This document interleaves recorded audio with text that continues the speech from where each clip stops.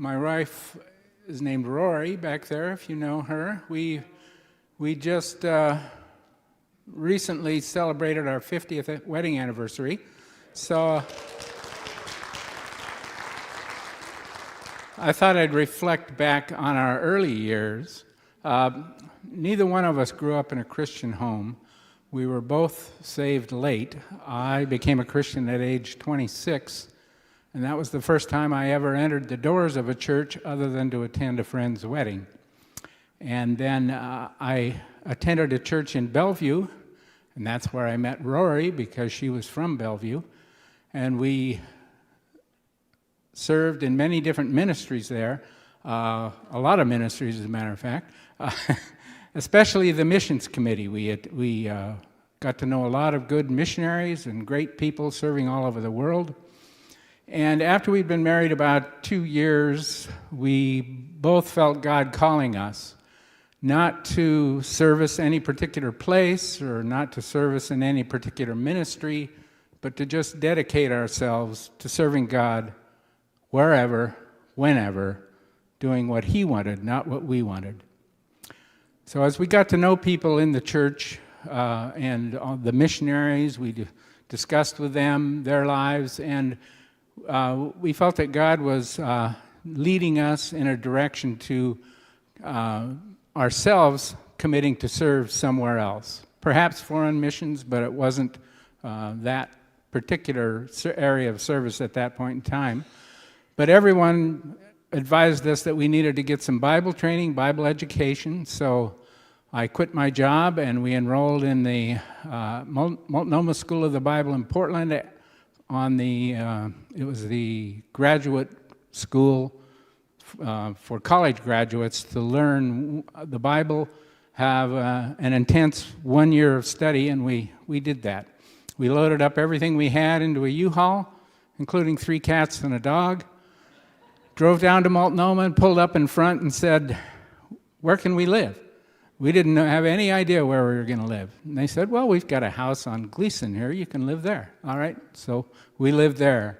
And as we got to know people at Multnomah, we leaned more and more towards serving in foreign missions, and specifically missions in Africa. So we applied to the Africa Inland Mission and went to their orientation school for, 18, 20 weeks in New York. And again, God provided for us what we needed as we needed it. We got anonymous gifts from classmates at school, envelopes in our mailbox. Friends sent us money, and we had enough to buy airfare, round trip, of course, to New York and back. And we were accepted as candidates at the orientation school in New York, and we returned to begin deputation. So we started our deputation in September with one letter sent to all of our friends. As I said, our families were not Christians, so they got the letter anyway. They didn't know what we were doing. But by December, we had all of our support. Full support, 100%. We had enough money to ship all of our goods, plus our car, to Kenya, which we did. And we went there and enrolled in Swahili school in January. And again, God provided that timing because we had to be there in January in order to meet that year's Swahili school. We didn't really know that, but we found out when we got there.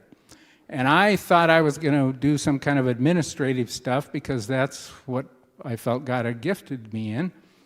But no, I was to lead theological education by extension, not classes, but get-togethers with church leaders throughout the area there. They had one pastor for every 500 churches there. Was it 500? Something like that. So I began to meet with groups of men in their villages and go through programmed instruction in both Swahili and English. And I did that for 3 years, and I turned over the work to an African pastor to do what I was doing because the mission was in the process of turning over all of the administrative jobs that we were doing to the African church. There, it was called the Africa Inland Church after the Africa Inland Mission. So I had a year left of our 4-year term of service in Kenya, and I did a variety of things for other missionaries in all the 9 countries in which we served in East Africa. So I learned from that, personally, that God always supplies our need, always, always, always. And He doesn't supply it before we need it, but when we need it, exactly when we need it. While we were there, our support went up twice because we had 2 daughters in Kenya. Each time we had a daughter, our support went up, it was met. Support went up, it was met. And that was the most valuable lesson we learned, to depend upon God always, every time, for His provision, and He provided that. And the other thing that I learned was that God doesn't guide us while we're sitting there waiting for Him to guide us.